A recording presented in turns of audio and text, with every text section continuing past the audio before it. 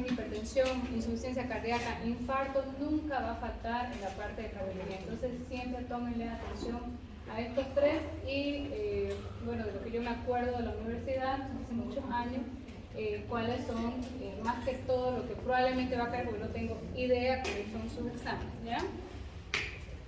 Entonces siempre se inicia con un cuadro clínico, paciente de sexo masculino, usualmente la mayoría son hombres, pero obviamente hay una cantidad de mujeres, 45 años, un chofer que acude por presentar un valve de más de 3 meses, más de periodo vespertino, mejora con reposo, cuadro que se presenta luego de haber levantado 3 bolsas de cemento. Niega irradiación, niega el déficit motor, fuma, ¿no? En la noche aproximadamente 20 cigarros, bebidas alcohólicas los fines de semana, madre y tío con diabetes. Al examinarlo encuentra un paciente con el exceso de peso, 120 kilos y 1.75 centímetros de altura. Siempre es bueno que hagan el IMC porque eso tiene más impacto a la hora de decirle al paciente, o sea, tiene una obesidad grado 1, sobrepeso, etcétera, como para que él tome un poquito más de conciencia de la situación. Gran distensión abdominal, experiencia de tejido adiposo, tranquilo, colabora con el interrogatorio, examen físico al nivel de la región lumbar, una contractura de paravertebral. Entonces esto puede provocar el dolor vertebral sin que haya ningún tipo de hernia discal. Bueno, eso ya se verá con los exámenes de imagen, eso ya es un tema separado, pero para que tengan un poco de contexto. Sin otro síntoma local, la serie negativa, o sea, esto está buscando maniobras también de hernia discal o del nervio ciático en la parte de la lumbar negativas. Entonces, presión ya de 150 sobre 95. Entonces, el paciente refiere que en anteriores ocasiones ya la presión ha estado elevada, pero no toma medicamentos y dice no sentir nada. Entonces, un poco buscando, ¿no? en el caso clínico masculino, la edad, ¿no? usualmente mayor de 40 años, probable busca por algún otro motivo al consultorio, con dolor. En ese momento, por ejemplo, no hay un dolor agudo, sino cuando uno hace la palpación ya hay el dolor. Eso es importante porque la presión también se puede aumentar. Puede haber hipertensión arterial cuando hay dolor. Entonces el paciente tiene que estar en un momento sin dolor, tranquilo, 5 minutos de reposo, ¿no? Entonces todo eso parámetros tienen que verlo antes. El interrogatorio, por ejemplo, el paciente fuma, eso ya es un riesgo cardiovascular, tanto para la presión como un riesgo de infarto futuro, ¿no? Sobre la obesidad ya del paciente, ¿no? Sedentario, porque el chofer trabaja mucho tiempo sentado, ¿no? Sin hacer ningún tipo de ejercicio físico de la misma manera. Y el paciente ya sabe que ha tenido ocasiones de la presión alta, pero no ha hecho absolutamente nada, no ha buscado ningún médico para esto, ni se ha medicado. Entonces la presión es silenciosa, o sea, va aumentando y no va a sentir ningún síntoma probablemente. Hay pacientes que incluso llegan al infarto ya directamente y no han hecho ningún tipo de tratamiento previo, ni han cambiado ningún hábito, que ya es lo que van a ver un poquito más adelante. Entonces, la mayor parte de las personas van a ser hipertensas en algún momento de su vida y la hipertensión arterial es como el anterior caso, ya sea el motivo de la consulta que quieres saber, si tiene presión alta, tal vez un poco de dolor de cabeza, una sensación de mareo, o la condición acompañante a otro motivo de consulta como fue la lumbalgia del anterior. Entonces esto es cotidiano, nunca va a faltar un paciente con hipertensión en su consultorio. Y como les digo, buscarlo activamente. Entonces, la elevación de las cifras de la presión arterial es uno de los problemas de la salud más frecuentes en la población, en la parte de que tenemos que enfrentar todos los meses. Según la OMS, las enfermedades cardiovasculares, entre ellas la hipertensión, tienen que ser un problema de salud primario y prioritario por sus enormes repercusiones sociales y económicas. ¿Por qué? Porque este paciente, aparte de que tiene que tomar medicación de por vida, puede quedar internado bastante tiempo por las complicaciones futuras, como les dije, infarto, el accidente cerebrovascular. Entonces, muchas alteraciones. Puede incluso llegar a la insuficiencia renal. El paciente no es incomún llegar a la diálisis debido a la presión alta, ¿no? Porque estas son resistencias periféricas que una vez ya el riñón no puede soportar, ¿no? Y ya pierde su función. Entonces puede ser primaria, que es un 95% de los casos, va a ser una causa desconocida, y secundaria cuando ya hay una enfermedad, por ejemplo, que la produce. Esto puede ser por el lupus, ¿no? puede dar insuficiencia renal llegando a la diálisis, también por la pérdida de proteínas por la orina. Puede haber una estenosis renal, también un feocromocitoma, que es el tumor, ¿no? Entonces, todos estos casos ya son secundarios y en la primaria, que es un alto porcentaje, no se va a llegar a conocer la causa. Entonces, en sí, varios conceptos, pero es una enfermedad que no responde a una unidad, sino en cuanto a etiología o fisiopatología, tampoco es un síndrome porque no tiene un conjunto de signos y síntomas, como les dije, muchas veces es silenciosa y hay que buscarlo activamente. Entonces, este acuerdo define que la hipertensión es un factor de riesgo vascular. Esto no se pueden olvidar nunca en la vida, lo van a ver millares de veces, ¿ya? Porque esto conlleva muchas complicaciones a futuro. Peor si hay obesidad, peor si el paciente es etilista, también si el paciente tiene obesidad o sobrepeso. Entonces, lo principal es que el paciente cambie hábitos, ¿ya? Y tenemos que ser convincentes. ¿Cuál es no le vamos a decir solo ahí tiene presión alta y no, hay que explicarle cuáles son las consecuencias, cómo lo puede cambiar, cuál es el riesgo de mortalidad incluso para el paciente, porque puede por algún motivo tener un aneurisma cerebral y cuando tiene un pico de presión alta puede llegar a fallecer debido a una ruptura de aneurisma, tanto cerebral o en cualquier lugar aórtico, abdominal, ¿no? Y como les decía, se ha vinculado la hipertensión a la enfermedad isquémica coronariana, enfermedad cerebrovascular, insuficiencia renal, alteraciones vasculares de la retina y enfermedad vascular periférica. Entonces el paciente puede llegar a tener incluso isquemia, ¿no?, de los dedos por la insuficiencia, por el aumento de la presión, alteraciones de la retina, ¿no?, puede llegar a perder la vista por los aumentos presóricos. Para mí es un cuadro que sí o sí se tiene que aprender, ¿ya? Esto no puede faltar y más que seguro que es una pregunta, ¿ya? Entonces, la clasificación de hipertensión, según la Sociedad Americana de Cardiología, ¿no?, de hipertensión 2017, ¿cuál es el valor normal? Menos de 120/80. Entonces, aquí solamente educación del paciente, un chequeo anual, nada. La presión ya cuando está elevada de 120 a 129 y la sistólica, perdón, ¿no?, la sistólica y la diastólica menor a 80, ¿qué le vamos a decir al paciente? Cambios en el estilo de vida, ¿ya?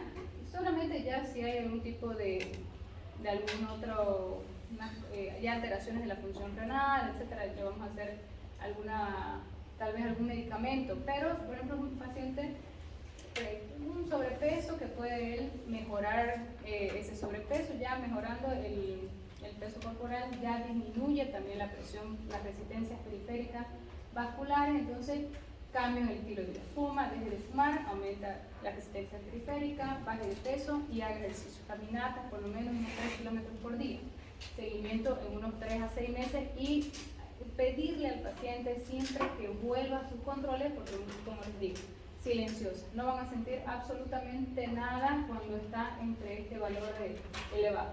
Alta hipertensión grado 1, 130 a 139, 80 a 89 la diastólica.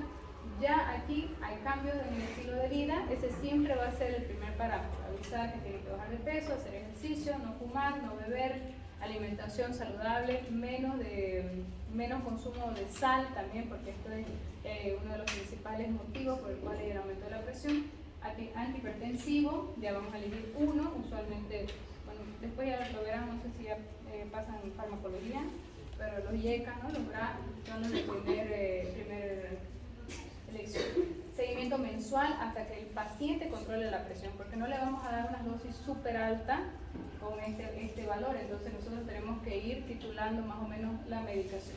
Alta ya, hipertensión grado 2, mayor que 140 la sistólica, mayor que 90 la diastólica, cambio en el estilo de vida, y aquí llevamos 2 antihipertensivos, ya sea con un diurético tal vez, ¿no?, como una hidroclorotiazida, y tal vez un bloqueador feral de calcio, y ese seguimiento mensual nuevamente hasta el control de la presión. Crisis hipertensiva ya es mayor que 180 y mayor que 120, ya sea una urgencia o una emergencia.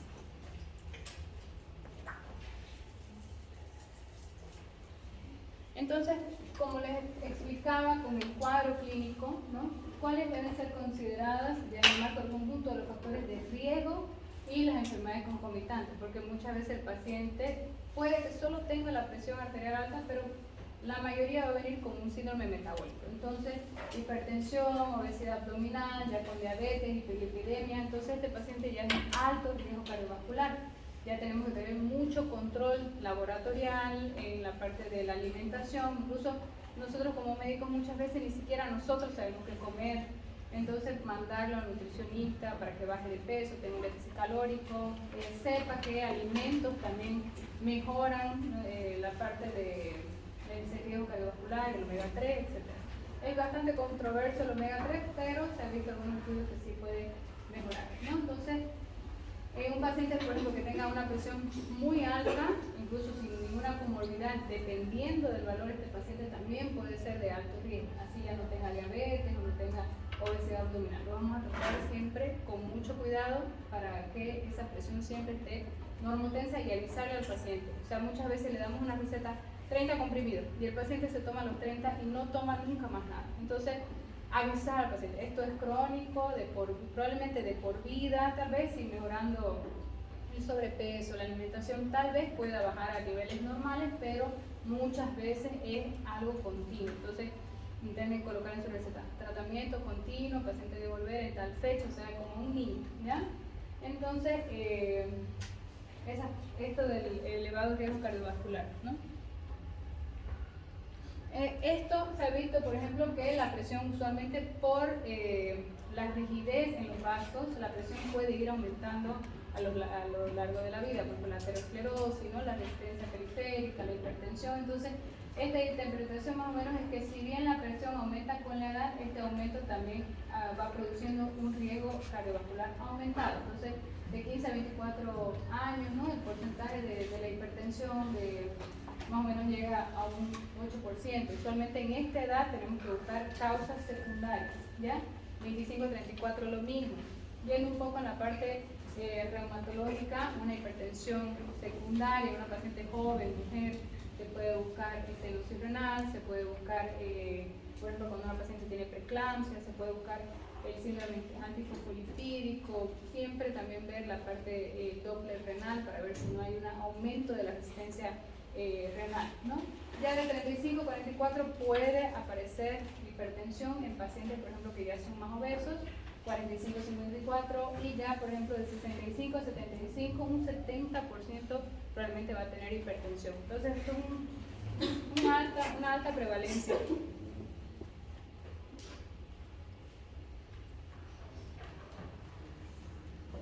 Entonces, como les decía, la presión arterial mide la fuerza que se aplica a las paredes arteriales. Entonces, este dato también es importante porque es resultante del volumen sistólico y la resistencia periférica. O sea, cuánto se va a expandir el brazo y qué tan rígido ese vaso está, de acuerdo también a la edad. Como les digo, mientras más edad, mayor rigidez en los vasos, entonces mayor resistencia periférica.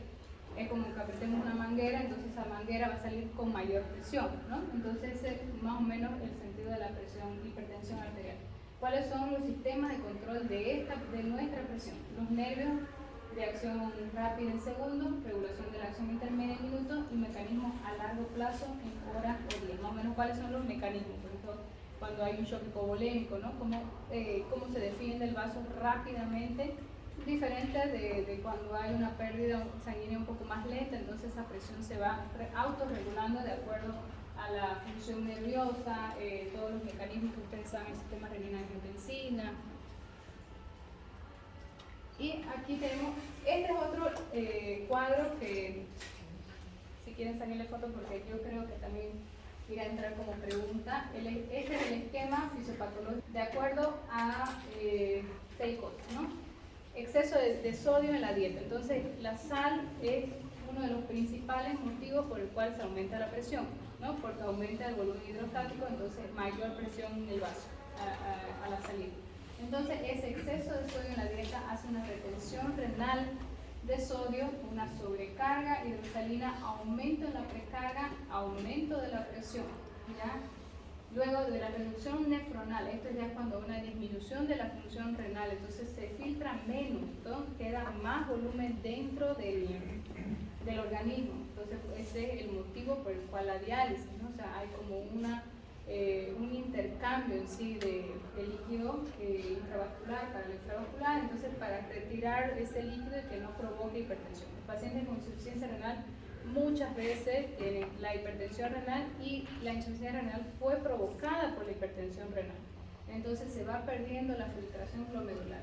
Hay una venoconstricción, lo mismo, aumento de la precarga, aumento de la presión arterial. El estrés, ¿no? La sobreactividad simpática, aumento de la contractilidad, entonces el volumen minuto va aumentando, entonces el corazón no va a poder regularse rápidamente. Hay un aumento de ese volumen minuto, aumento de la resistencia periférica y por ende la hipertensión arterial. Alteración genética, ya sea como alteraciones de membrana glomerular, que existe alteraciones directamente en el glomérulo. También pueden hacer una vasoconstricción funcional, aumenta la resistencia periférica, que es la resistencia del vaso. Si el vaso se hace de parte más rígida, está yendo con mayor presión, aumento de la presión arterial. Y la obesidad, alteraciones las mismas de membrana, vasoconstricción, resistencia periférica, hipertensión. Alteración endotelial, hay una hipertrofia estructural en sí de la parte cardíaca, entonces hay una rigidez en el corazón haciendo que haya mayor resistencia periférica y por ende la hipertensión arterial. Creo que aquí en el estrés también, aparte de la sobreactividad simpática, también la sobreactividad del sistema renina-angiotensina. Esto hace la misma vasoconstricción, resistencia, hipertensión, ¿ya? Pero el de arriba es el principal, que cuáles son las causas por las cuales pueden haber el proceso fisiopatológico de la hipertensión. Exceso de sodio, disminución de la filtración glomerular, el estrés, la alteración genética, tanto sobrehormonal, puede ser, por ejemplo, como les decía, el feo-cromocitoma, que también aumenta la presión, la obesidad y la alteración endotelial.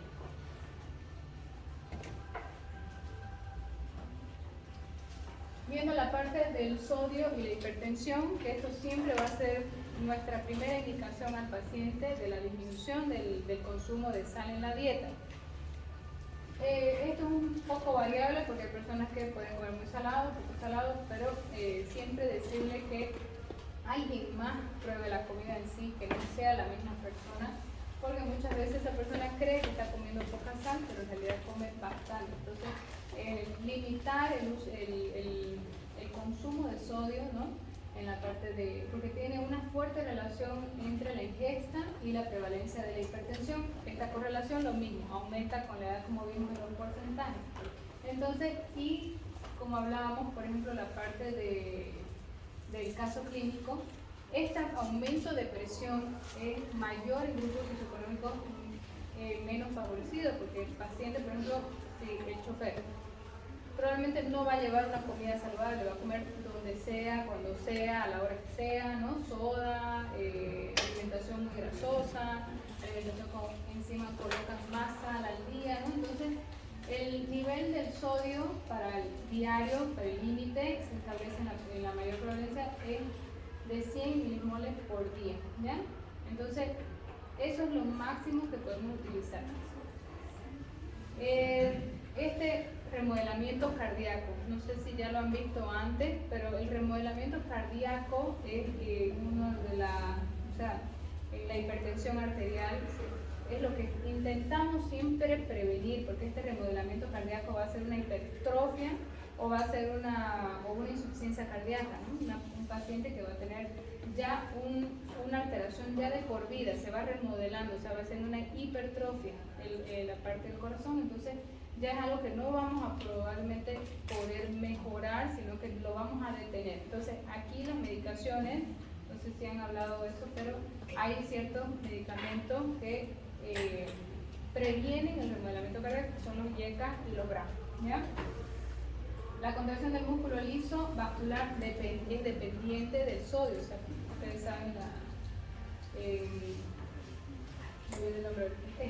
ahorita se va a acordar. Las células musculares lisas presentan mayor tono cuanto mayor es el contenido intracelular del sodio, ya que incrementa la noradrenalina y la angiotensina. Entonces estas son los hormonas que nosotros vamos a intentar detener o que no se activen, ¿no? Con el consumo, con el menor de sal. Entonces estas bombas de intercambio iónico, que es lo del sodio, el calcio, ¿no? El potasio, entonces van a mostrar ese comportamiento alterado. Por ejemplo, en pacientes también que tienen hipertensión y en sus hijos normotensos de estos pacientes que van a la consulta. Entonces nosotros vamos a como que heredar la parte de la hipertensión, porque ya va como en nuestra genética y en nuestras bombas iónicas de sodio, calcio y potasio. Entonces siempre nosotros mismos ya tenemos que cuidarnos para no pasar a otras generaciones. Es importante también en consultorio preguntar esta parte de si padres diabéticos, padres hipertensos, padres infartados, padres con accidentes cerebrovasculares, ¿ya? Porque esto pues, es hereditario.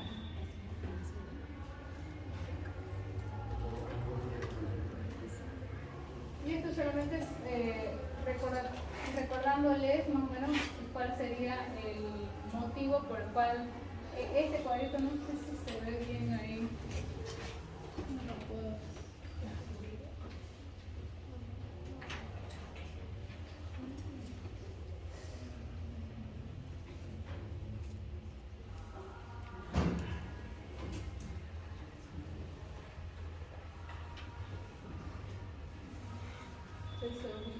Pero en la parte del desarrollo de la hipertensión es mucho más el paciente sensible a este consumo de sodio. Vamos a decirle que ese aumento de la ingesta de sodio, que va a ser aumentar el sodio plasmático, va a retener más líquido, aumento del volumen intravascular, aumento de la presión arterial y finalmente la hipertensión arterial. Y este va a ser un daño estructural tanto cardíaco como renal, ¿ya?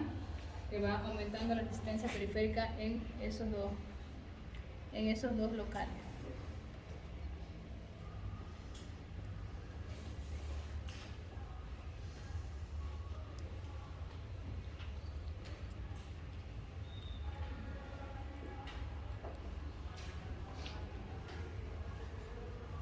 Entonces la parte del riñón, ¿cómo es? Va a responder a la ingesta de sal, ¿no? Se va haciendo pequeños cambios adaptativos en su estructura histopatológica primero, ¿no? Entonces, aumento del volumen circulante por una ingesta crónica, aumenta el volumen intravascular. Entonces, en esta sobrecarga, el riñón, por ejemplo, si no tiene una adecuada natriuresis, o sea, la eliminación del sodio por la orina, empieza a tener otros tipos de adaptación, que es esto, como si fuera un remodelamiento cardíaco, pero en la parte del riñón, una activación simpática. Entonces, una sobreactividad simpática como aumento de la frecuencia cardíaca. Eso ya puede ser un primer síntoma del paciente cuando ya está teniendo una hipertensión arterial temprana. Este aumento del flujo aumenta la respuesta tisular con aumento de la resistencia periférica. Entonces no se olviden que siempre va a ser el aumento de la resistencia periférica para intentar disminuir ese hiperflujo e intentar eliminarlo, ¿no? En cada territorio del organismo, no solamente en la parte del riñón y el corazón. Entonces ya este mantenimiento de este aumento de la presión va haciendo sus cambios adaptativos vasculares, cardíacos, conocidos como el remodelamiento, y eso es lo que siempre queremos evitar porque ya no se va a poder desremodelar, o sea, ya va a quedar el corazón con ese remodelamiento ya con una hipertrofia o una insuficiencia también. Y entonces se produce esta hipertrofia cardíaca, ¿ya? Va a ser súper corto hoy porque me dejó pocos slides. Eso fue todo. Súper. Estamos acabando ya, este es el último. Esto es prácticamente lo mismo, delante de un poquito más limpio. Retroalimentación del control del volumen en sí. La presión arterial va a intentar eliminar por la parte renal el sodio y el agua, ¿no? En esta parte de acá. En esta parte de la autorregulación, esa resistencia periférica que va a intentar haciendo una disminución, una natriuresis, una eliminación del volumen intravascular, entonces va haciendo esa resistencia periférica total, aumentando la presión, ¿no? La parte de la ingesta neta del sodio y agua, hay ese volumen extracelular, aumenta el volumen sanguíneo, presión de llenado circulatorio se aumenta, mayor retorno venoso, mayor volumen sistólico, que el corazón en sí con el volumen momento no está pudiendo regular aumento de la presión. Entonces, esta relevancia del sodio de la dieta en la teoría de Brenner de la masa nefronal presenta la hipótesis que los hipertensos tienen menor cantidad de glomérulos, o sea, una menor cantidad de filtración glomerular, haciendo posteriormente una insuficiencia renal y un mayor tamaño por adaptación a la mayor exigencia. Esta menor cantidad de glomérulos pueden tener un origen hereditario como también ambiental. Entonces, el paciente, como les digo, la hipertensión puede ser hereditaria. ¿Ya? Este es el último slide, vamos a salir temprano hoy.